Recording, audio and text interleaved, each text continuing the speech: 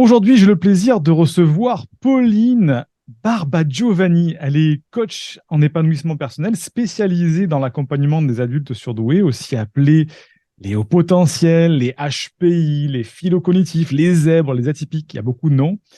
Et elle accompagne ces personnes qui veulent libérer leur potentiel et devenir la meilleure version d'eux-mêmes. Pauline est spécialisée dans l'accompagnement des adultes surdoués qui soit officiellement identifié ou non, et ça va nous permettre de savoir justement d'avoir son point de vue là-dessus. Elle a découvert à l'âge adulte qu'elle était personnellement concernée par le haut potentiel. Ça a été une belle révélation qui a été le déclencheur d'un nouveau chapitre de sa vie pour se trouver et créer sa place. Cette découverte lui a énormément apporté et lui a permis de se rapprocher d'elle-même, de se sentir plus en harmonie. Elle a eu envie de permettre à d'autres de vivre cela. C'est pourquoi elle veut désormais accompagner des adultes au potentiel qui cherchent eux aussi leur place.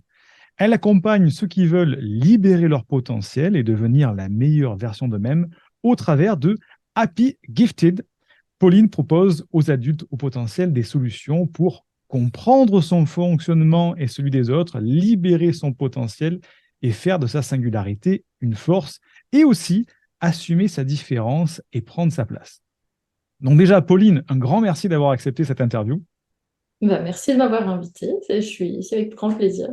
Et on va commencer par une question qui peut être très, très large. Pourquoi est-il important de passer un test de douance, de savoir si on est surdoué en fait? Bah, je pense que c'est important parce que être au potentiel, c'est un mode de fonctionnement spécifique. Et si on n'a pas conscience de son mode de fonctionnement, ben, on ne peut pas forcément faire ce qu'il y a de mieux pour nous. J'aime bien dire aux clients que j'ai, de leur dire, bah, c'est un petit peu comme si vous étiez une voiture. Si vous êtes persuadé que vous avez un moteur diesel et que vous mettez du diesel comme carburant dedans, mais qu'en fait, vous avez un moteur essence, ça va pas le faire et pas longtemps. Donc, c'est vraiment ça l'idée, c'est de se dire, d'apprendre à se connaître. C'est pas mieux ou moins bien comme mode de fonctionnement d'être neurotypique ou au potentiel ou même autre chose, mais c'est vraiment de savoir qui on est, en fait. C'est la connaissance de soi. Et plus on se connaît, plus on peut apprendre à s'apprécier. Et donc, c'est aussi la base pour être épanoui et atteindre le bonheur en quelque sorte. Donc, c'est quand même, euh, à mon sens, quand même une direction que tout le monde recherche. D'accord, donc la connaissance de soi pour permettre de s'épanouir. Donc, ok.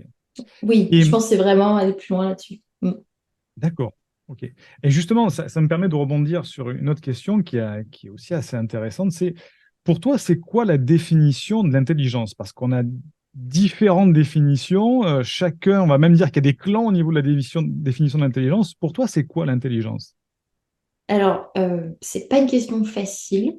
Du coup, je me suis dit que j'allais te partager plutôt ma vision, qui est vraiment une intuition et pour le coup, pas Voilà, voilà, c'est ça qui forcément est partagée intéressant. par Ouais. tout le monde. Mais moi, j'ai le sentiment que l'intelligence, c'est la capacité quelque part à se connaître, à mobiliser ses ressources, ses talents, toutes les formes d'intelligence qu'on peut avoir. Et ça va être la capacité à faire fonctionner tout ça en synergie, comme un système, et du coup, à, à faire grandir cette intelligence, la conscience de soi, la conscience des autres, du monde, et à nous faire avancer dans la direction qu'on veut pour se sentir le plus aligné, en fait, avec qui on est. Alors, c'est un peu ma vision des choses, hein. Je sais que ça ne correspond pas forcément aux formes d'intelligence et aux définitions qu'on peut trouver, parce qu'au final, cette définition, elle reste floue, il y en a plusieurs, mais Mhm. bon, voilà, c'est un petit peu ma vision des choses. D'accord, de faire avancer les choses. C'est vrai qu'après, on confronte souvent ce type de définition avec la définition de l'intelligence très cognitive, très logico-mathématique. Et est-ce que toi, tu prends en compte ce côté-là, très, on va dire, très laminaire, comme on peut dire, aussi très vraiment cognitif dans la partie mentale de l'intelligence, ou tu penses que c'est vraiment une seule des facettes de l'intelligence? Pour moi, c'est une seule des facettes. Je suis le, la théorie des intelligences multiples me parle pas mal, où en effet, je pense qu'il y a plein d'intelligences différentes et que le fait d'être intelligent, ça va être justement de savoir capitaliser sur toutes ces intelligences et les faire fonctionner ensemble. Et je pense que si on se limite qu'à l'intellect, Mhm. le risque, c'est justement de s'enfermer là-dedans et de pas forcément se sentir très bien. Et d'ailleurs, je le vois avec les personnes que j'accompagne. Si on est trop dans cet aspect mental, intellect, et qu'on ne prend pas en compte nos sensations, nos émotions, Mhm. c'est comme si c'est comme si ça fonctionnait en roue libre là-haut. Et donc, du coup, souvent le bazar, c'est le flou intellectuel, etc. Des fois, on peut se sentir perdu. Et je pense que du coup, c'est important d'avoir un bon mix de tout ça, de toutes ces formes d'intelligence et de pouvoir les travailler. Si on est trop dans le mental, et ben, c'est pas évident de. Voilà, on peut y avoir des risques. Et de l'autre côté aussi, si on est uniquement focalisé sur ses sensations, sur ses émotions, on peut aussi se perdre là-dedans et avoir du mal aussi. Donc, c'est cette capacité, je pense, à mettre toutes ces intelligences en relation et à les faire Mhm. fonctionner ensemble qui fait que justement, on se sent plus équilibré et plus épanoui et qu'on peut développer justement son intelligence, je dirais, au niveau global. Au niveau global, d'accord. Alors, on va revenir après sur les tests de douance, justement, pour que tu puisses un petit peu plus développer cette partie-là. Mais ce qui m'a amené particulièrement vers toi, ce que tu appelles et ce qu'on appelle aussi le phénomène des hauts potentiels faux négatifs, justement. Alors, je sais qu'il y a justement une partie qui touche justement le côté émotionnel par rapport au faux négatif. Donc, est-ce que tu peux nous en dire un peu plus déjà sur ce que c'est que le haut potentiel faux négatif? Parce qu'il n'y a pas tout le monde qui sait ce que c'est. C'est un petit peu jargonneux comme expression. Et nous donner plus de détails justement sur les tenants et les aboutissants de ce phénomène-là.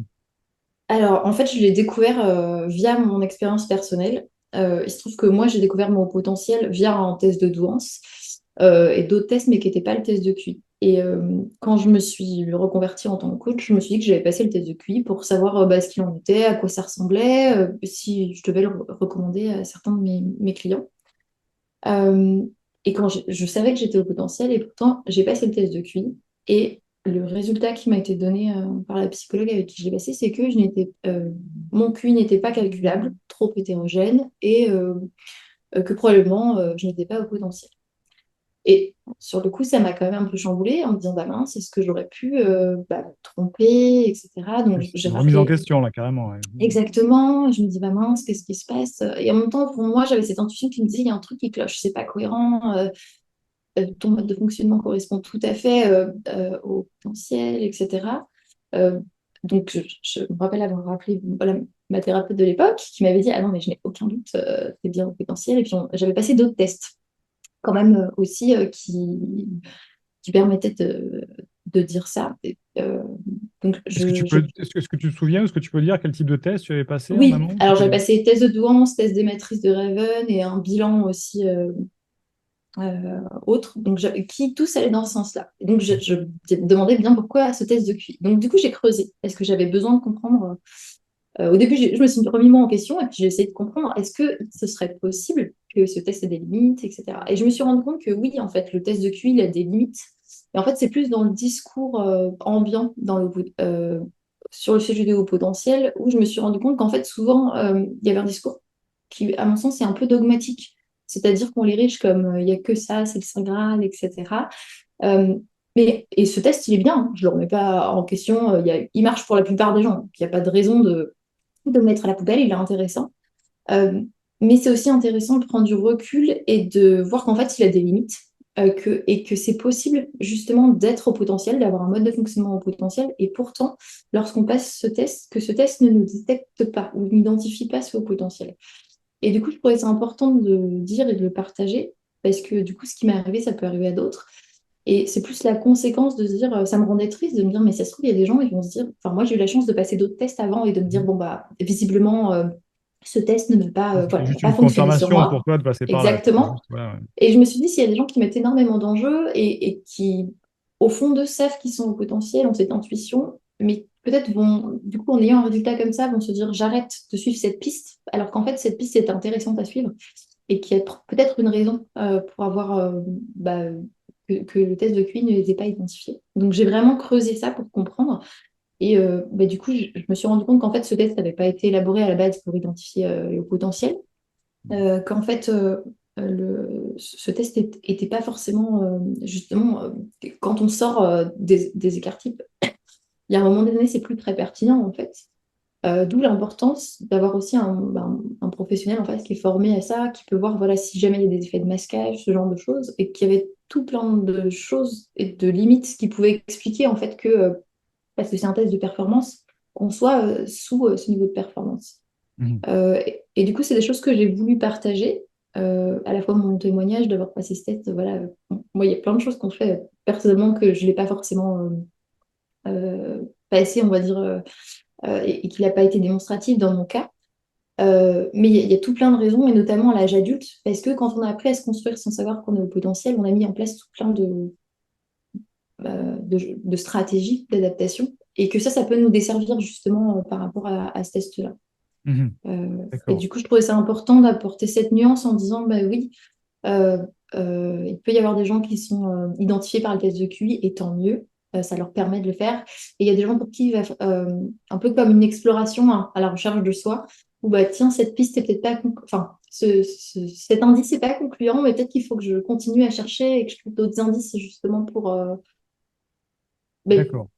pouvoir trouver l'hypothèse et ce qui me correspond. C'est ça, Ok. oui. Ok. Intéressant. On va revenir sur le test de douance. Je fais un peu de teasing pour la suite de l'interview. On va Oui. revenir justement sur le test de douance pour un petit peu plus développer ce côté faux négatif. Est-ce que les tests de douance se valent tous, etc. Mais j'aimerais bien que tu me parles un petit peu de toi, de ton expérience justement en tant que personne déjà avant de devenir coach, accompagner des personnes au potentiel. Est-ce que tu as rencontré des blocages avant de découvrir ta douance? Est-ce qu'il y a eu quelque chose qui te gênait, qui t'a amené justement à ce chemin de découverte de ta douance? Comment tu Euh, en es arrivé là en fait? Comment j'en suis arrivée là? Alors en fait, c'est une de mes amies qui a découvert que elle l'était, qui a du coup lu plein de bouquins sur le sujet à l'époque et qui m'a dit Pauline, je viens de découvrir que je le suis et quand je lis les livres, c'est toi que je le reconnais en fait dedans. Mhm. Donc ça m'a interpellée. J'ai lu les bouquins, sauf qu'à l'époque, c'était surtout des livres qui parlaient que des problèmes. Et moi, je lui dis, mais moi, ça ne me concerne pas, j'ai pas de problème J'ai pas dans de ma problème. vie, tout va bien. En tout cas, sur le papier, tout allait bien. Inconsciemment, j'avais des blocages parce que ma stratégie d'adaptation, c'était que je m'étais tellement suradaptée que au final, c'était une bonne opportunité de découvrir que j'étais au potentiel pour devenir plus moi-même. J'avais quand même un sacré syndrome du caméléon, comme on peut le dire. Et, euh, et j'avais même pas conscience que je pouvais être dans le déni de certaines parts de Mhm. moi ou quoi que ce soit. Mais à l'époque, j'avais pas conscience de ces blocages-là. Mais le fait j'ai quand même, par curiosité, j'ai continué à lire des livres. Et à un moment donné, j'ai quand même voulu savoir est-ce que j'étais concernée ou pas et qu'est-ce que j'allais pouvoir faire de ça si c'était le cas. Et le fait de le découvrir, ça m'a permis d'aller creuser sur qui j'étais au final. C'est-à-dire Mhm. que j'avais une conscience de moi-même qui était assez faible, je pense, par rapport à aujourd'hui. Et c'est ça qui m'a permis de me déployer, de savoir qui je suis, d'être plus authentique, de prendre plus soin de moi. Et je pense que si je ne l'avais pas découvert, à force de me suradapter, j'aurais probablement fait un burn-out ou un épuisement. Donc D'accord. au final, c'est Ouais. plutôt une bonne chose de l'avoir découvert avant ça. D'accord. Ça t'a permis en fait de peut-être de te réaligner ou tu t'es parti dans un tout autre chemin sinon? C'était quoi ton... Euh, oui, je pense que cette connaissance de moi-même, ça m'a permis d'être de plus en plus authentique, Mhm. de plus me rallier peut-être avec moi au fond de moi, mais comme j'avais pas conscience de qui j'étais au fond, ça s'est fait vraiment étape par étape, plus m'affirmer, plus En plus me t'affirmer, c'est reconnaître. intéressant ça, tiens. Ça t'a Ouais, permis de plus t'affirmer, de plus avoir confiance en toi? ouais, plus avoir confiance en moi, plus m'affirmer, plus avoir confiance dans le fait que je pense inconsciemment, il y avait des choses où je sentais que j'étais en décalage. Et souvent, on le sent, hein. On sait qu'inconsciemment, on est en décalage et on n'ose pas forcément s'affirmer par rapport au fait que les autres puissent avoir une vision ou un avis différent. On se dit, je suis peut-être à côté de la plaque ou je ne sais quoi. Oui. Et du coup, ça me met, enfin, le fait de prendre conscience de ça et de me dire, ah, ok, en fait, il n'y a pas de problème. C'est juste que on a des filtres et des visions différentes. Et en fait, c'est légitime. Je pense que ça m'a permis aussi ouais, de déployer mon potentiel. Je pense que mon potentiel, il était pas forcément visible parce que pas du tout déployé à l'époque. Je ne m'autorisais pas à le déployer pour justement passer sous le radar et Un m'adapter le bon plus possible. profil laminaire qui s'est adapté, qui s'est suradapté, quoi. Ah, tout à fait, ouais, ouais. Je reconnais ça, ouais. Et dans ton enfance, est-ce que tu as eu des signes précurseurs ou est-ce que tu te posais des questions ou pas du tout? Est-ce que pour toi, t'avais un parcours d'enfant tout à fait normal? Je pense que j'ai eu, en tout cas d'apparence, un parcours d'enfant assez classique, etc. C'est plus en allant rechercher, en faisant une rétrospective sur ma vie, où au final, je trouve des petits signes, etc., mais qui sont des petits indices, en fait. D'accord, Euh, t'as remis les pièces de puzzle dans le bon ordre et puis tu as réussi exactement. Bien. Mais tu vois, oui, en effet, je me rappelle, parce que j'ai des souvenirs très très jeunes, je me rappelle tout à fait de ma première journée d'école à l'école maternelle, j'avais 3 ans, et je me rappelle arriver, avoir observé tout le monde et me dire comment est-ce qu'il fonctionne. Comme ça, je vais pouvoir Oui. regarder comment je m'adapte et En comment je fonctionne. analyse pour t'adapter, ok. Donc voilà, À donc au trois final, ans. À 3 ans, c'est ça. ouais, Oui, oui, donc c'est un peu précoce pour se poser ce type de questions-là, quand même. exactement. Mais moi, j'avais pas conscience, quand on n'a pas conscience de ça, j'avais absolument Oui. pas conscience à l'époque de ce que j'étais en train de faire ou de mettre En en place, général, quoi. c'est plutôt avec qui je vais m'amuser ou qu'est-ce que je vais faire à la cour de récréation et pas dans l'analyse, ouais, c'est clair. Exactement. D'accord, ouais.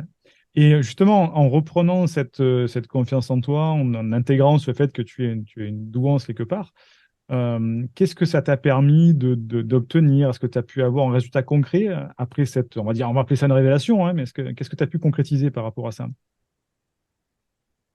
Bah, déjà, légitimer moi, mon mode de fonctionnement, comprendre comment je fonctionnais, etc. La connaissance de moi, ça m'a vraiment permis de comprendre. Et surtout, dans mon rapport aux autres aussi, dans les relations. C'est-à-dire que je pense qu'avant de le découvrir, bah, je pouvais peut-être parfois être pas très tolérante. Genre à dire, mais c'est qui ces idiots? Ils avancent pas, ils comprennent rien.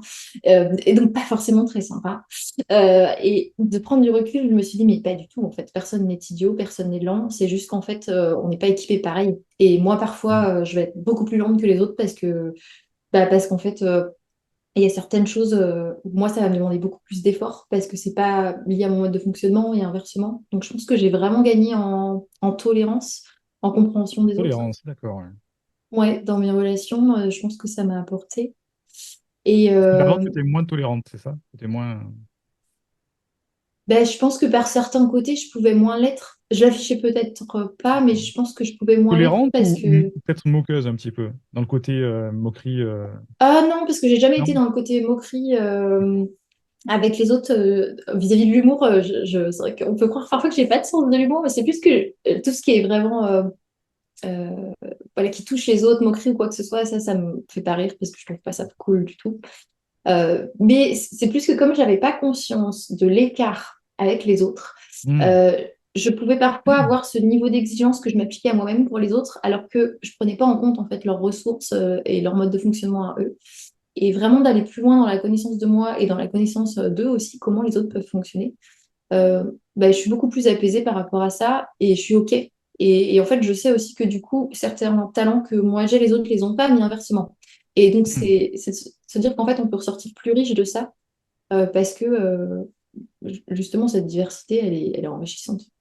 D'accord, Donc, intéressant. je Intéressant. pense que ouais, c'est une des choses que j'ai gagnées.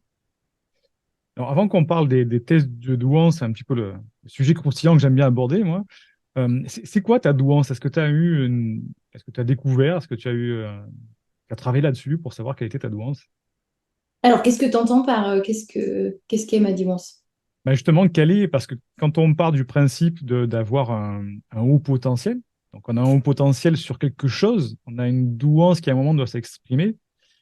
Qu'est-ce qui chez toi s'exprime justement à travers ce haut potentiel? Euh... c'est pas une question facile. C'est la question piège. Euh, oui, oui, en plus, je suis pas sûre de voir un petit peu quelles sont tes attentes par rapport à ça. Ben vas-y, puis Bah, après on je raffinera pense par que rapport à ce que tu me dis. Ouais. ouais, voilà. Je pense que ce qui s'exprime, c'est que ce qui se voit chez moi, c'est que je suis quelqu'un qui va vite, qui réfléchit très vite. Comme j'ai un côté laminaire, j'ai cet aspect très structuré. Euh, et j'ai une capacité aussi à prendre énormément de data et à les synthétiser et à rendre quelque chose, moi j'aime bien dire simplexifier, prendre beaucoup de complexité et à essayer de le rendre simple. Complexifier, tu dis, c'est ça? Oui, j'aime beaucoup ce mot, un peu de concentrer l'essence Ah ouais, des choses. c'est bien, ouais. J'ai cette capacité à faire ça euh, et cette capacité aussi à réfléchir en images. Donc, du coup, j'aime beaucoup aussi renvoyer les choses en images. Bon, après, c'est des choses qui sont liées aussi plus ou moins hein, chez chaque potentiel. Donc, je ne sais pas si c'est ça que tu avais en tête avec Ouais, ta ouais, c'est question. ça, ouais. Donc capacité à modéliser, synthétiser beaucoup d'informations et à le vulgariser après pour que ce soit simple et compréhensible, c'est ça en fait. Ouais, exactement. Ça, chez moi, c'est assez marqué et j'ai la chance d'avoir un profil l'avenir complexe assez équilibré. Donc, j'arrive assez facilement à switcher de l'un à l'autre en fonction D'accord. des besoins. Donc, Donc, tu as une certaine hypersensibilité émotionnelle aussi qui est présente oui. ou... Ouais, Alors, il n'y a pas une hyper-émotivité, donc pas dans le fait de dévaler mes émotions. Mais oui, intérieurement, j'ai une hypersensibilité intérieure. hypersensibilité. Ouais. Mm, mm. D'accord. Ok, c'est intéressant ça. Alors, on va revenir sur les tests de douance, justement, euh, pour en parler un petit peu. C'est quoi un test de douance, déjà? Est-ce que tu peux nous donner ta vision, ta définition sur ça? Puisqu'on a parlé tout à l'heure de différents tests que tu as passés avant d'arriver au fameux test de QI, le fameux VICE 4. Donc, c'est quoi un test de douance? Parce que je sais que toi, tu en fais passer aujourd'hui, il me semble, si je n'ai pas de bêtises. Oui, oui, oui. Alors, On s'arrête au milieu de cette interview. Bien oui, pour la rendre un petit peu plus digeste, nous avons divisé cette interview en 2 parties. Et pour découvrir la seconde partie, il te suffit tout simplement de suivre le lien qui est en description de cette vidéo ou du podcast, ou dans la petite vidéo qui doit s'afficher quelque part sur l'écran situé sur YouTube. Et ça te permettra de découvrir la suite de cette interview. N'oublie pas bien sûr de mettre un like, de partager cette vidéo à quelqu'un que ça pourrait aider, et de télécharger une première formation offerte pour bien t'épanouir avec ta douance ou ta singularité. On se retrouve tout de suite maintenant dans la seconde partie de l'interview. Indique-moi en description à quelle adresse t'as envoyé la formation offerte qui s'intitule « Canalise tes pensées envahissantes et profite de l'instant présent ». Et surtout, partage cette vidéo à une personne de ton entourage que ça pourrait aider. Et n'oublie pas, comme le disait Einstein, la folie c'est de faire toujours la même chose et de s'attendre à un résultat différent. Si tu veux t'épanouir avec ta douance, c'est le moment d'utiliser le bon mode d'emploi, celui qui fonctionne avec toi, et de changer pour faire de cette terre un monde meilleur.